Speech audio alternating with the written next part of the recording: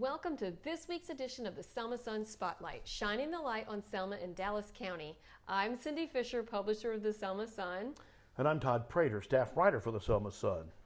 Here are this week's top stories.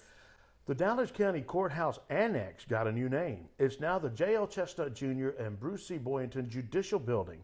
That's in honor of two of Dallas County's most prominent attorneys and civil rights leaders.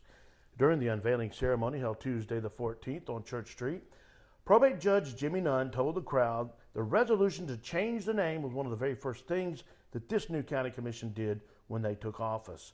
Among the dignitaries that spoke were State House Representative Prince Chestnut, who's the nephew of J.L. Chestnut Jr., and Selma Mayor James Perkins Jr., and former Governor Don Siegelman. All who spoke praised the accomplishments of the two civil rights icons, even calling them legends. Bruce Boynton's wife Betty and J.L. Chestnut Jr.'s son Terry were among the family members that spoke.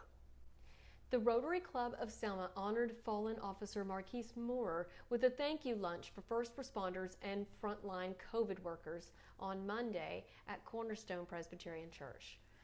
The club gave out hundreds of hot dog lunches to police, deputies, firefighters, and other first responders, along with those working on the front lines battling COVID. The luncheon was dedicated to Selma police officer Marquise Moore, who was shot and killed while on duty in late July. The club gave the Moore family a proclamation honoring the officer that also declared all future first responder thank you days to be in honor of Moore. After months of deliberation, Selma's getting surveillance cameras installed around the city. But city leaders disagreed over the company to do the installation. The Selma City Council voted Tuesday to hire local firm Selcom to install the surveillance cameras in the city. That went against the recommendations of Mayor James Perkins and his staff to hire Alabama Power to install the cameras, saying that their proposal was better than Selcom's. Selcom will be installing 44 full-color Skycop cameras that will provide valuable information to law enforcement, including license plate photos. The City of Selma on Monday held the first in a series of meetings that are looking for public input to update the city's long-term comprehensive plan.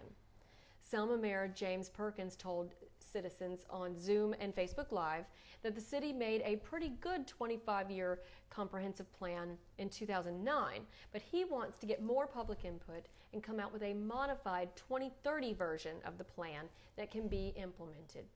You can give input by taking an online survey that's available on the City of Selma's Facebook page. It asks about economic development, housing and neighborhoods, downtown redevelopment, park and recreation, health and safety, and more. The information gathered will be reviewed by an advisory committee and will be presented to the city. Thank you for joining us for this week's edition of Selma Sun Spotlight. See you next week.